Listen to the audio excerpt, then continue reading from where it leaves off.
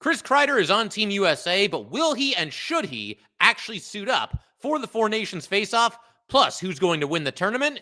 And is this whole thing actually worth it?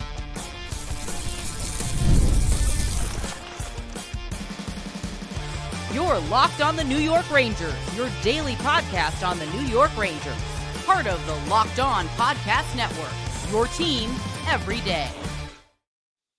Welcome back, Blue Shirts fans, to episode number 1247 of the Locked On New York Rangers podcast. I'm your host, John Chick. Just want to thank you guys, as always, for making Locked On New York Rangers your first listen every day. We are free and available on all platforms, including YouTube. And we are, of course, part of the Locked On Podcast Network, your team every day. So the Four Nations Face-Off is indeed upon us. For anybody that, might not know a whole lot about the tournament, that's basically what it is. You've got four teams, obviously. The title kind of gives it away.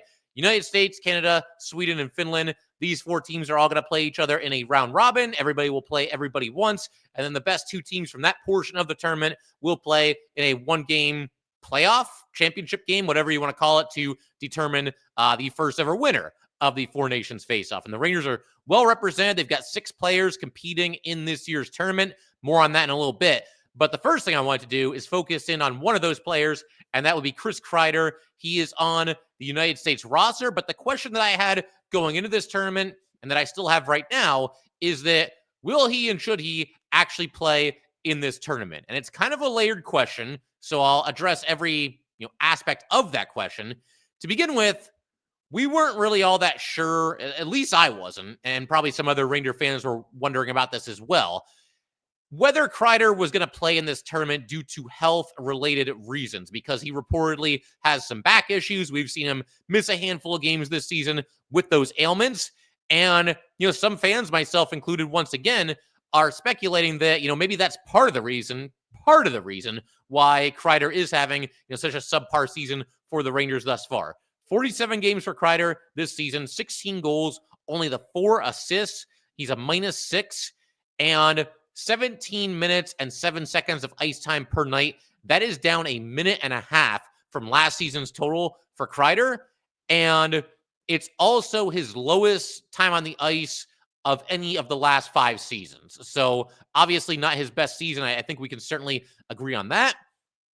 And even on this podcast, a couple of weeks back, we're talking about Kreider, and I don't know exactly what the topic was. It was probably like, okay, why aren't the Rangers playing up to their potential? Because that's basically been, the theme of this entire season. But one of the things that I mentioned at the time was that I felt that Kreider, his status for the Four Nations was going to be very interesting, and I think very telling as far as, how badly is he injured? Is he playing through something? What exactly is the deal with the back and whatnot? But to me, the fact that he is still on this roster tournament, and he's there with the team, he's out there for practice, and it sounds like he's completely available for these games. The fact that all that is the case would suggest to me that the back injury probably isn't that big of a problem, or at least it's not currently. Maybe earlier in the season it was worse than it is now. Maybe it's one of those deals where it can kind of flare up and then kind of, resolve itself. And it's one of those things that, the pain is kind of off and on throughout the season. I don't know. I'm not a doctor. And, obviously Kreider's the professional athlete and not me. But my logic here is just that if it was a major problem, that Kreider probably would and probably should sit out this tournament. We've seen multiple players on all 4 different teams, pull out of this tournament due to injury. So you would think that if it is a major problem for Kreider, that he probably would not participate in this tourney and would instead use the 2-week break here that the Rangers are currently experiencing to, rest up, rehab, do whatever he's got to do to get himself geared up and ready to go for the rest of the regular season. Because as everybody is very well aware, the Rangers are in what is going to be a dogfight of a playoff push here. I believe right now, currently 3 points out of the final playoff spot, but you guys know just as well as I do, most likely, that that playoff picture is very bunched up right now. And all the wild card hopefuls, they're separated by just a handful of points away from each other. So, again, long story short, the fact that he's still on this roster tells me that, his back probably isn't that much of an issue. One thing I will acknowledge, though, to sort of just play devil's advocate here, is that it's possible that Kreider is playing through an injury to compete in this tournament, just like he is to compete for the New York Rangers. this is world competition, and it's possible that representing the United States could mean a great deal to Chris Kreider. He's done it multiple times in the past, won a gold medal as well as a bronze medal at the World Juniors. He's competed in the World Championship several times as well. Did so as recently as 2019 for the United States, and I believe won a bronze at least once with the World Championships. Yes, he did. So there's that to consider. And it's also possible, and Kreider might be well aware of this as well, that this might be one of, if not the very last time that Kreider has this chance to represent the United States on a big stage like this. So that might mean something to him. And it's possible that, again, just like he's playing through the injury with the Rangers, he's doing the same thing for the United States here. But I mentioned a minute ago that whether Kreider is going to play for the United States or not in this tournament, it is somewhat of a layered question. And that's because the other part of this is that he could be a healthy scratch. And in fact, it's looking like he's going to be a healthy scratch for the United States, at least for the first game of the tournament. Kreider was rotating on the fourth line. It was him and Larkin, the two of them kind of splitting reps on the fourth line, that right wing spot there. And one of them likely to be the 12th forward, while the other one would be the odd man out. And now earlier today, a tweet from Molly Walker reporting that Kreider is indeed the odd man out, at least for practice here today, Wednesday, and the United States will be playing its first game on Thursday against Finland. Kicking off the tournament a little bit later tonight is going to be Canada and Sweden. So that'll be interesting. But like I said, Kreider was rotating with Larkin as far as, who the 12th forward was going to be, and we'll see how it goes. I would imagine that every player on the roster is going to get into at least one game, right? I mean, I don't think you would do a tournament like this and have somebody rot away in the press box and not even get to take the ice for a single game. So we'll see how it goes. Another interesting thing about Kreider is that he's going to be coached by John Tortorella for the first time in more than a decade. I want to say 13 years, the first time that the two of them are going to be back together. Tortorella will be one of the assistant coaches for Mike Sullivan, and other former Ranger head coach David Quinn will be another assistant coach for this team. As far as Kreider participating and potentially getting into these games, and again, nothing is set in stone, but at practice earlier today, Kreider was the odd man out. So I would imagine he'll probably be a healthy scratch for the first game, and then maybe the second game you get him back in there and allow him to compete in at least one game in this tournament. But personally, if it was up to me, which it clearly is not, Kreider wouldn't be playing in these games. If the injury is in any way an issue, I think the better thing for him to do is to just, do whatever he's got to do between rest, rehab, and whatnot to gear up for the rest of the season. Now, maybe it's not an issue at all. And if that's the case, then by all means, Kreider can play. But it certainly isn't my place to tell Kreider whether or not he's allowed to play in this tournament. So we'll see what happens here. That's just kind of my own personal thoughts on it. But then, as soon as I had those thoughts, I saw this clip that was making its rounds on social media. Chris Kreider was being interviewed, just like all the players are for all these different teams, and everybody getting some media time heading into this tournament. But Kreider was in a presser talking about the late Johnny Gaudreau, and Kreider and Gaudreau were teammates at Boston College when the two of them won a national championship together. And this is what Kreider had to say about Johnny Gaudreau. He's here in spirit. The biggest thing I took away from playing with Johnny and getting to know Johnny is how much fun he had playing the game of hockey, how humble he was. He was a superstar. He didn't think less of himself, but he thought so highly of everyone else. The greatest way to honor him outside of winning is to enjoy every second. And then Kreider also mentioned that Johnny Gaudreau's jersey is going to be in the locker room. They're going to have a designated spot for that, which I think is just awesome. Got to figure Johnny would have been on this team, obviously, if he was still with us. And there have been some other developments in that ongoing trial having to do with the person that got behind a wheel when he probably shouldn't have. And we'll talk about that a little bit at a later date once there are some firm developments in that case. We'll save that for another day. But, Kreider was also out there during practice on the ice with Johnny's dad. I thought that was a nice touch as well. And it is very unfortunate, obviously, that Johnny is no longer here with us. But maybe that's part of the reason why Kreider really wants to play in this tournament as well, to honor Johnny's memory. Sounds like the two of them were pretty good friends. And obviously, again, that's in the history books forever. The two of them won a national championship together back at BC, and obviously tremendous accomplishment there. So we'll see what happens as far as Kreider and when he gets into this tournament, how he does, how he looks.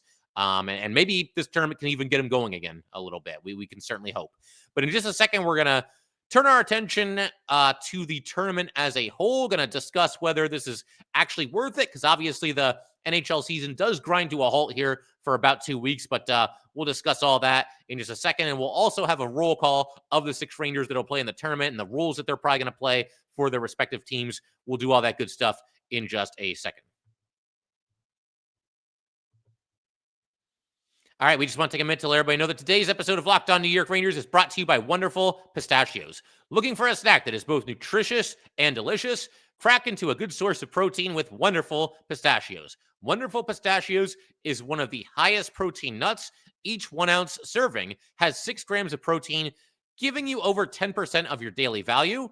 Plus, they're packed with fiber and better for you unsaturated fats to help you keep you feeling fuller longer. The satisfying crack of opening each shell, it is like snack meditation. Whether you're running between meetings or dropping off the kids, wonderful Pistachios are the snack that works as hard as you do. Get snackin' and get crackin' with the snack that packs a protein punch. Visit wonderfulpistachios.com to learn more.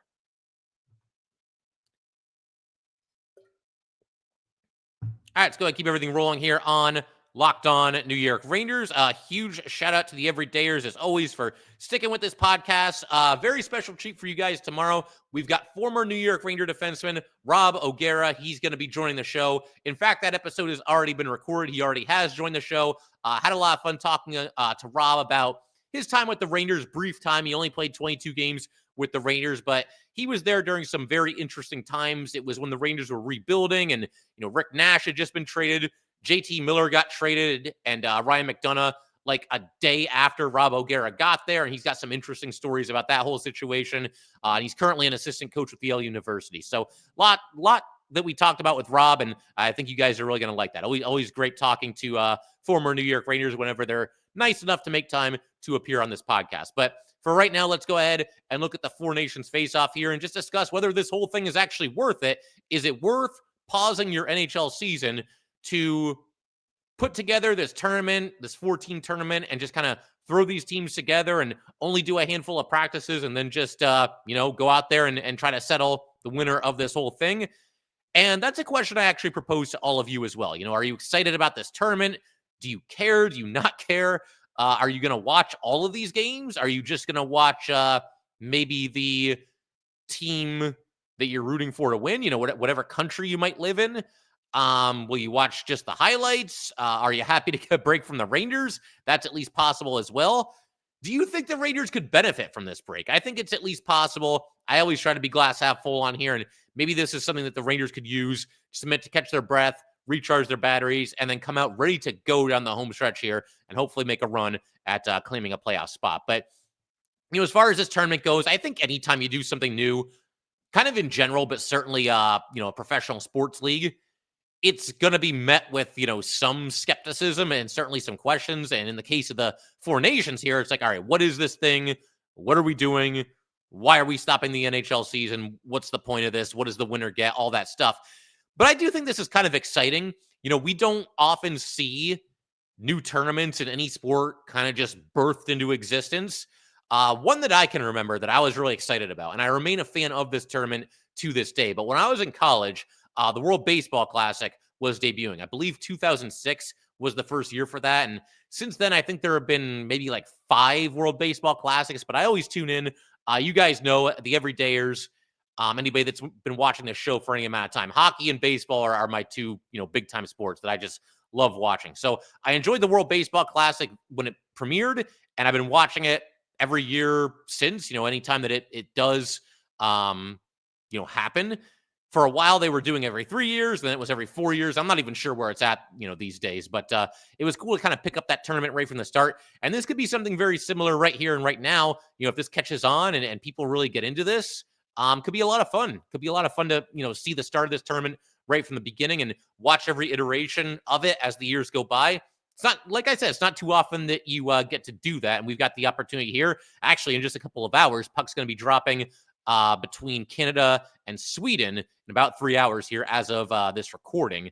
But I think what's key here, the NHL and everybody that's in charge of this tournament, has to do everything possible to make this feel like a big deal. Because if this just kind of comes off as like this thrown together, half bleeped tournament, and there's kind of this feel of like, oh, let's just get this thing over with and get back to the NHL season.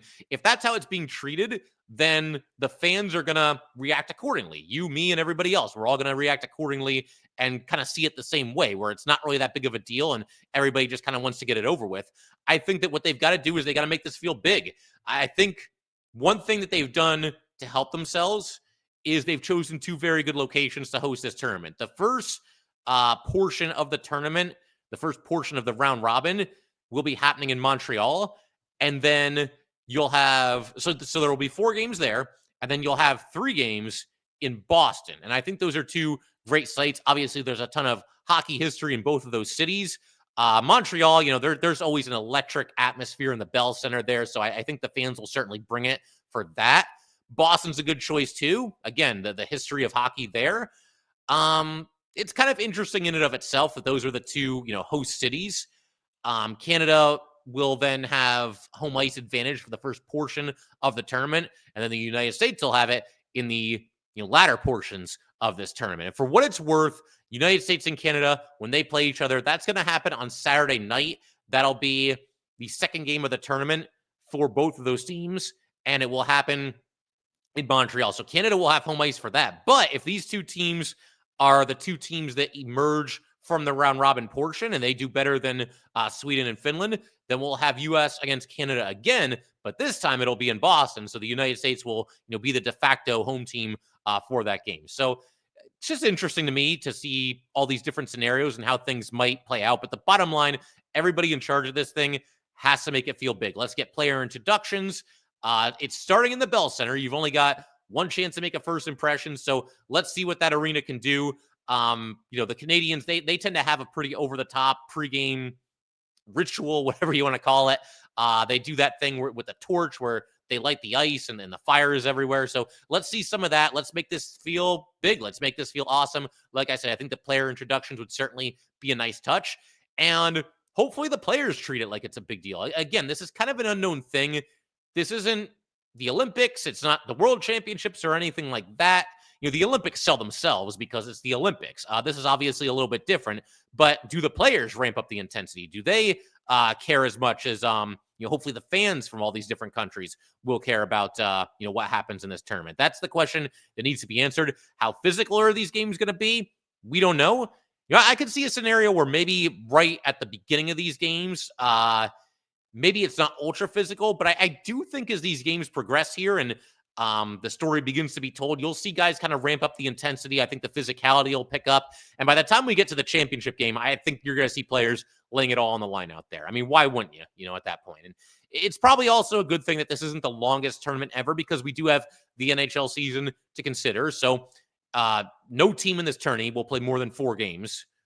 So that's probably for the better as well. You don't want like a grueling midseason tournament here. I don't think. I mean, maybe somebody else feels a different way, but I think this is a good way to do it. And I'm curious to see how this whole thing is going to play out. But the bottom line, everybody involved, the NHL, the people that oversee this tournament, the higher ups, the players, the coaches, everybody's got to do their part to make this feel like a big deal, because sometimes I think perception is reality. And if it feels like a big deal, then we're all going to see it as a big deal and a tournament that we want to tune in for and certainly wouldn't want to miss, you know, in future seasons if there are, you know, upcoming versions of this tournament. We will see how it all shakes out. Very curious to see how it looks a little bit later tonight. But in just a second, what I want to do is shift our attention to the 6 Rangers that will participate in this tournament.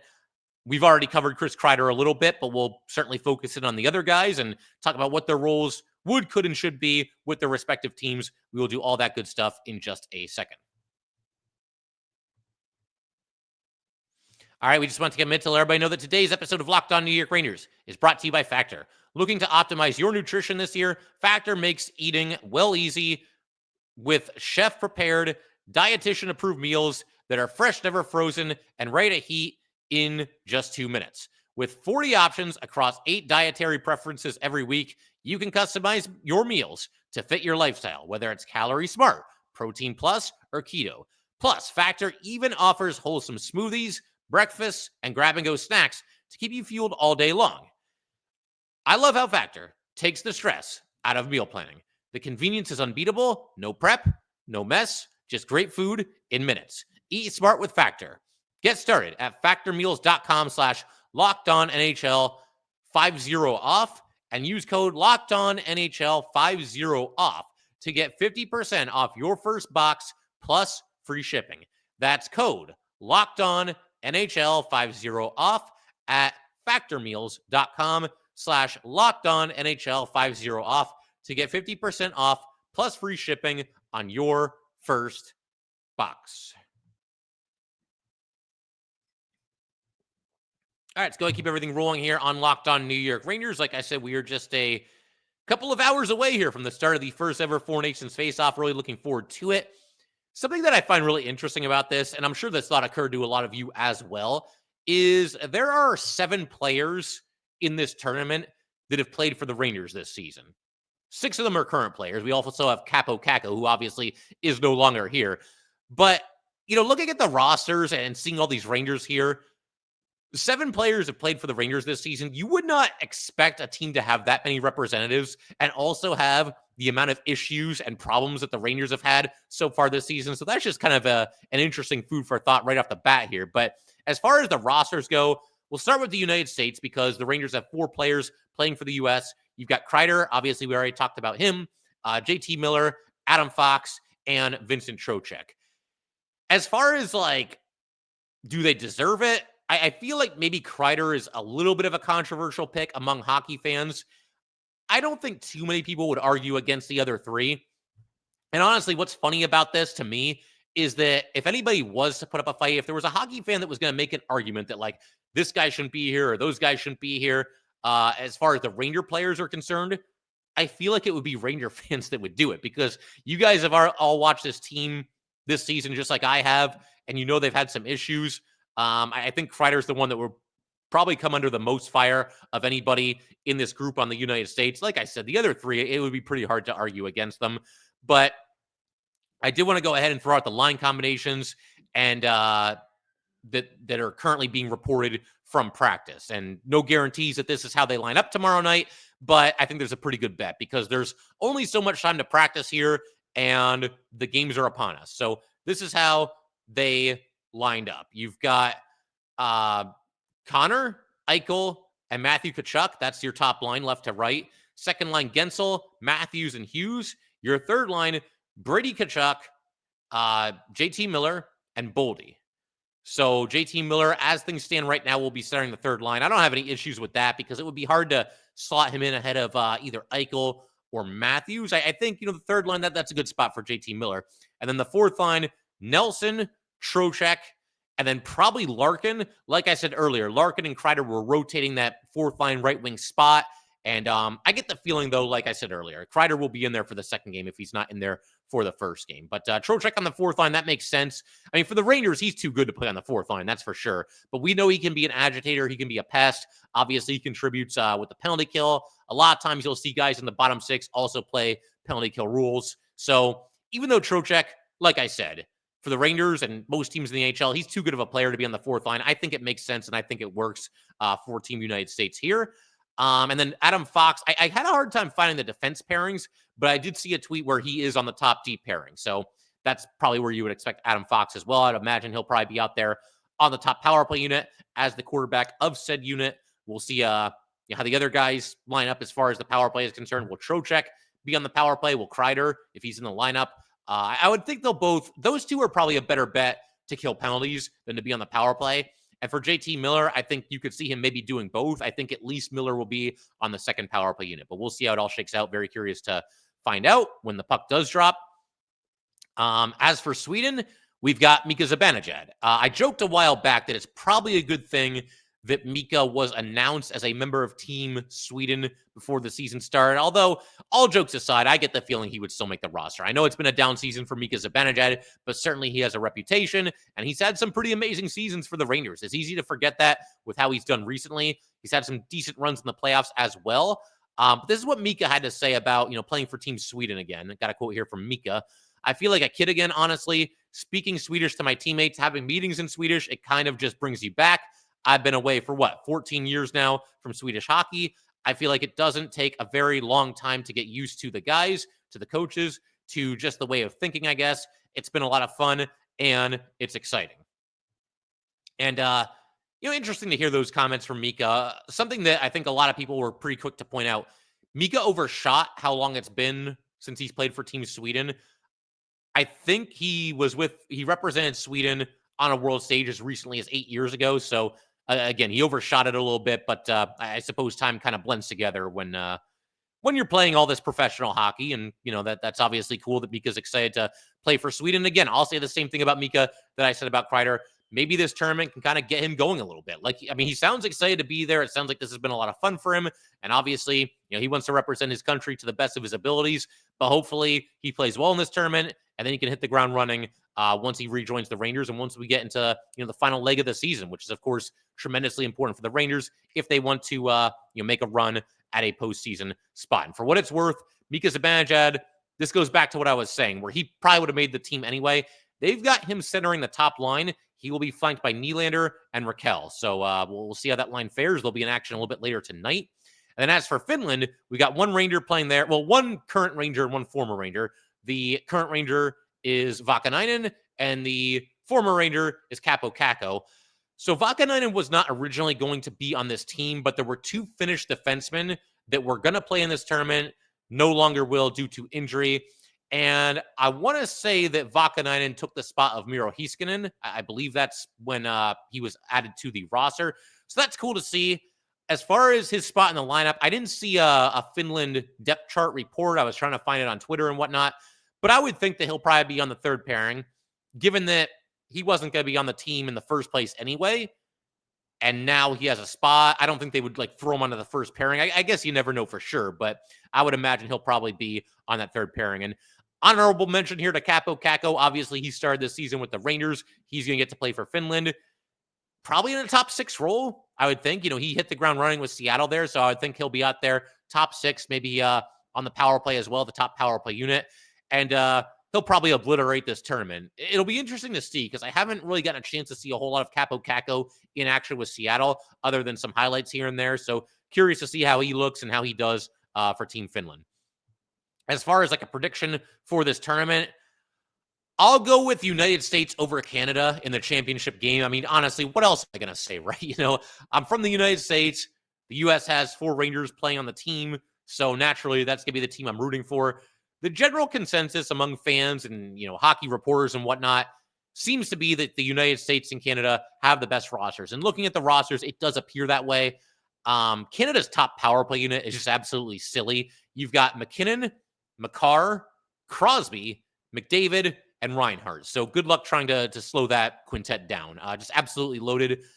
But you never know what can happen. Maybe Finland and Sweden, they've gotten word that everybody sees them as kind of the underdogs and everybody just assuming it's going to be the U.S. and Canada in the championship game. And maybe that kind of lights a little bit of fire for those two teams. You really never know what can happen. But I am excited to watch. I feel like I've kind of talked myself into this tournament and how much fun this tournament is going to be just from doing this episode. Maybe some of you guys are on board with it now as well. But like I said, we've got Canada, Sweden a little bit later tonight at 8 p.m. And then we've got U.S. and Finland tomorrow night also at 8 p.m. Just very curious to see how this whole thing plays out, how it's presented, and what ultimately happens. Who emerges triumphant at the end of this thing and who wins the first 4 nations face-off. There's only ever one first of anything, right? So this could be a special tournament, and definitely going to be watching, and hopefully you guys will as well. And going forward, we will certainly talk about this tournament. We'll also keep most of the focus on the Rangers, but we'll talk about this tourney every now and then. Certainly the championship game. We'll talk quite a bit about that one when that does happen.